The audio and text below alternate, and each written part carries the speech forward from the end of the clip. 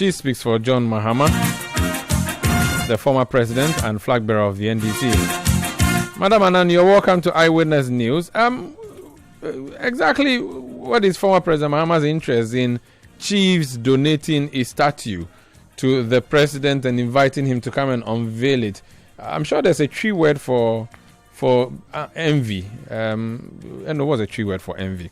I think that's what it is, isn't it? Jealousy. Omar, can you kindly come again with your question? So my question is that the president went to unveil a statue that was put up in his honor by chiefs in the western region, and he went to unveil it. Your boss is not very happy, and I'm asking, what is that born out of envy or jealousy?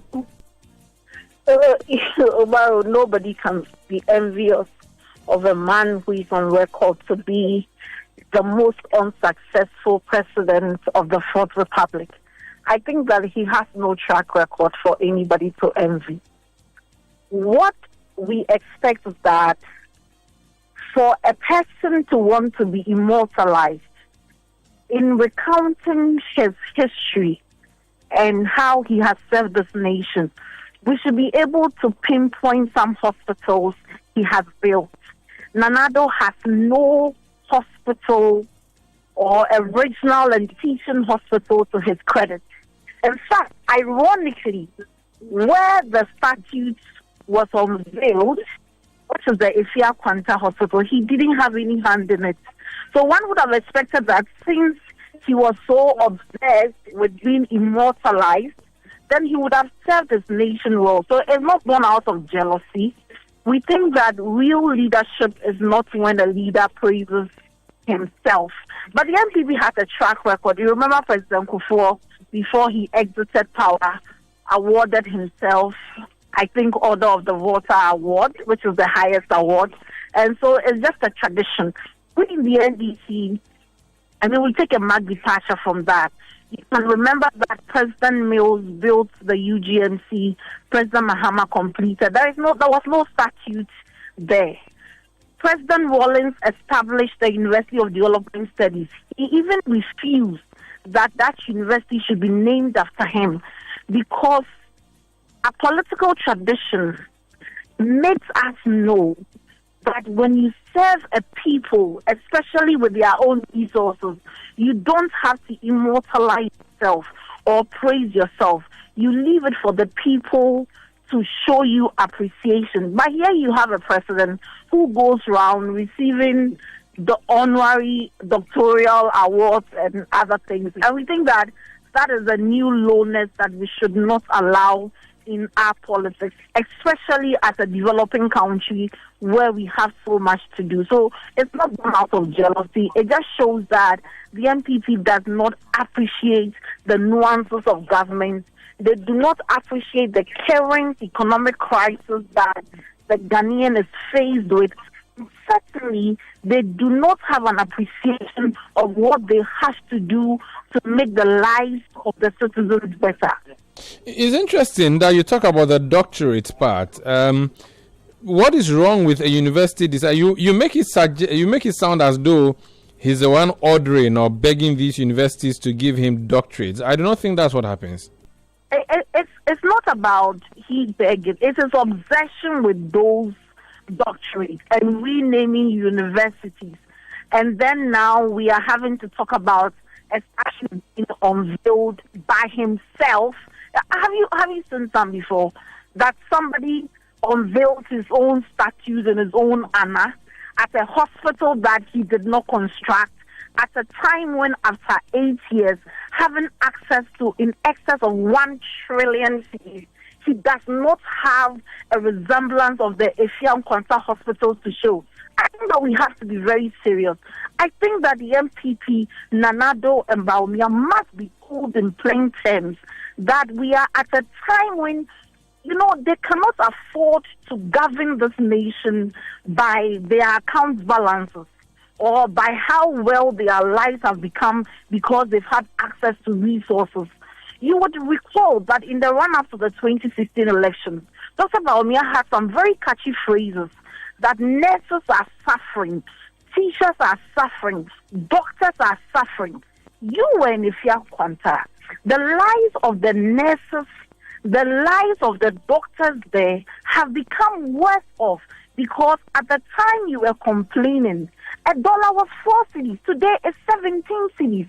At the time these doctors and nurses were buying fuel, it was 14 cedis to a gallon, and now it's in excess of 72 cedis. And then you go there and you are not talking about what to do to give the hospital a facelift when your political opponent is talking about building regional hospitals for the newly created region.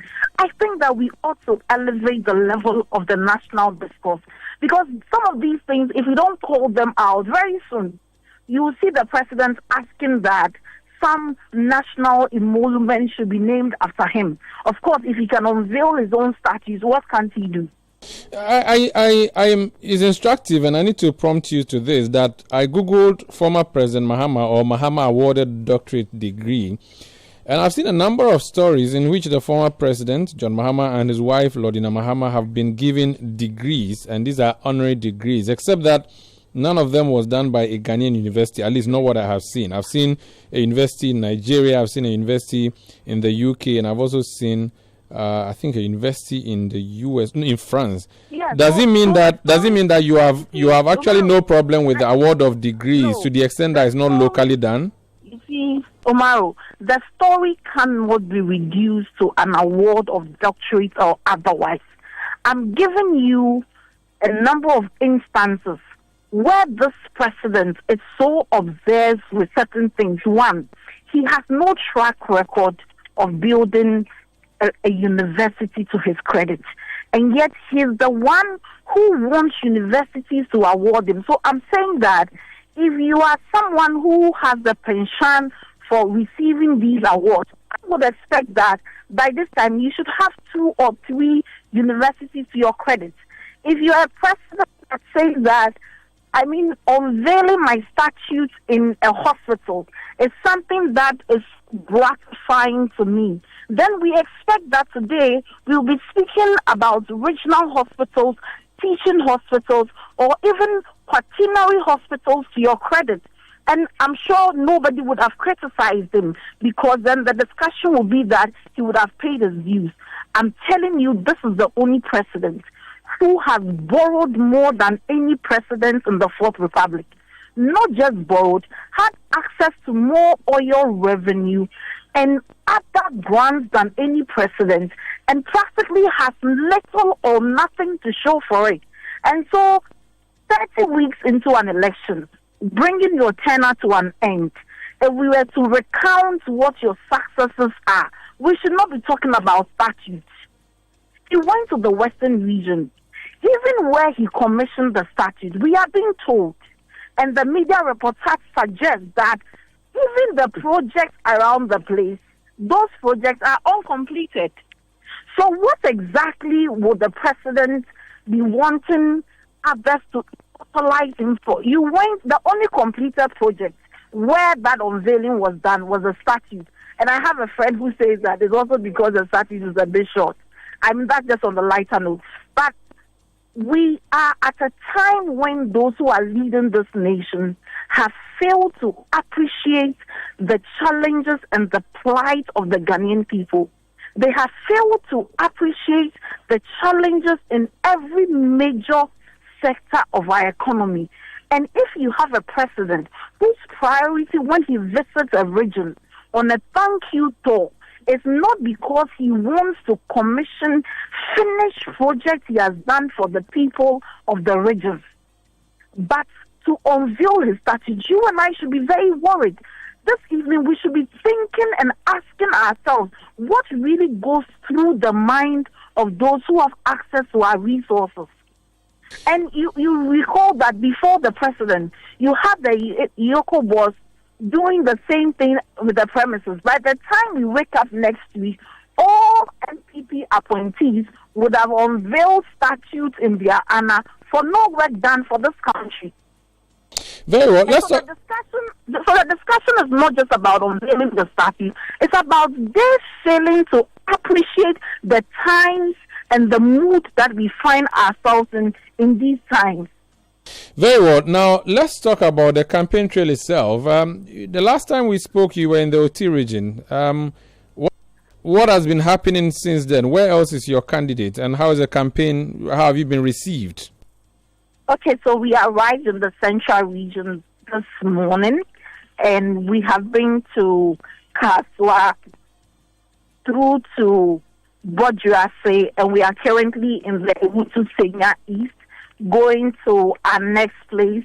And so President Mahama will be in the central region for 3 days, visiting every constituency and preaching the message.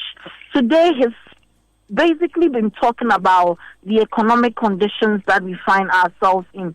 At the time when President Addo and Baumia were saying that they will reduce the prices of fuel, which was selling for 14 cedis. Today it's 72 cedis, and they are not saying anything about it.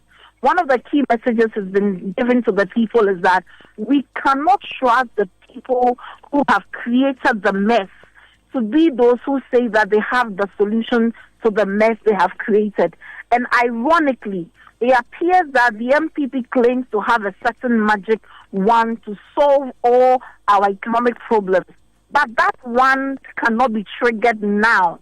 They have to wait, let the Ghanaian people suffer, go through some of the most painful experiences anybody will go through in the Fourth Republic, like the pensioners' haircut, like the bondholders losing their investments and other things, and saying that you know what, you suffer, wait for us to win power, then we can come and solve the situation. That certainly cannot be acceptable to any reasonable person. And so he's been calling on the voters to reject the LPP because, one, they are not creditworthy, they are not trustworthy, and certainly we cannot trust those who created the mess to be those solving it. Because if they had any solution, they would have solved it and not created the mess. So what next? How many days for central region, and then you move on to which other part of the country? We are in the central region for 3 days. After, we will head to Ashanti region, where we'll be meeting with the clergy on Monday, and then to the Western North region after the meeting with the clergy on Monday. Very well. Thank you so much for speaking to us. Thank you very much, Umar Sanda. That's Beatrice Annan. She speaks for the John Mahama campaign.